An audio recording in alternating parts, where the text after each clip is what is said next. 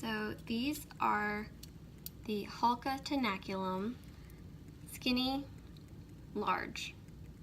And this part goes into the cervix, and you manipulate the cervix with these.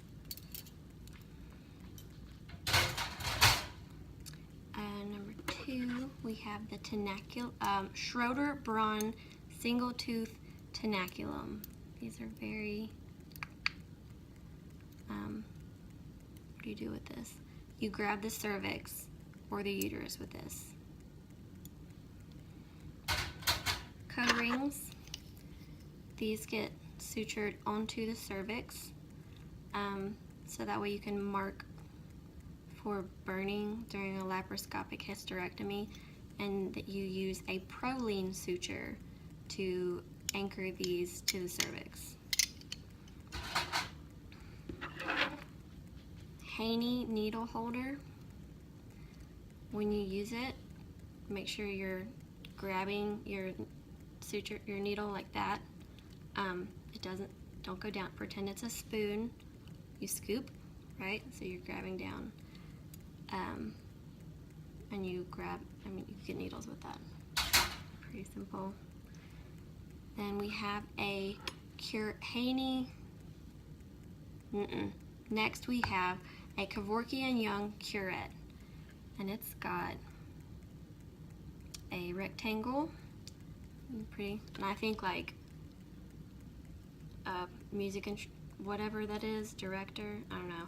And his name is Kevorkian Young, and he's so fancy. This is one of his pieces. Okay, so then we have a Heaney serrated curette. Is that how you say it? It has the little edges at the top, and it kind of just looks like a teeny tiny little spoon. And you just scoop it into the, into the vagina. I don't know if you use these laparoscopically, but we won't talk about that. So, and then we have curettes 1 through 6. That's just all these bad boys. I guess we need to remember that there's 6 of them. So if you just see one of these, and it's just sitting here, and it has one of these handles like a tonsil with tip, then you'd be like, oh, that's a curette. The end. And then we have the Hagar dilators. They look very fancy. This is not all of them. There's 8 of them. I don't know if that's important, but there are 8 Hagar dilators. They go into the cervix. You start with the smallest one, and then you just go bigger and bigger until you have a big enough hole to do what you gotta do.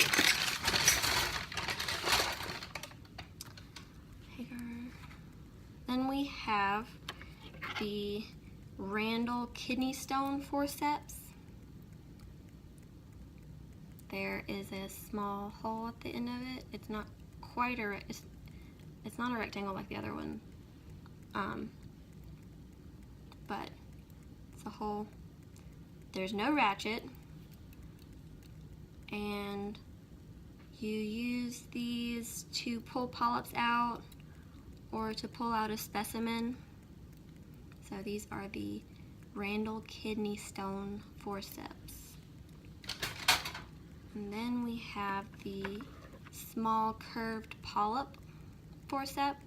Kind of looks like a Forester, but it's got this curve at the end, and it's obviously this is smaller.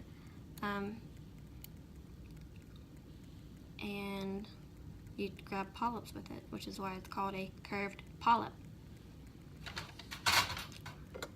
Then we have Sims vaginal retractors. They look different, but they are called the same thing. These go on the uterine side of the vagina. The bladder side. God. So you just, vagina's here. This is the top, this is the bottom. Anteriorly used for retraction. And then we have the Sims uterine sound, which this is used to measure how deep the cervix is. There's numbers on here. And again, I think like sound, music, dun, dun, dun, dun, dun.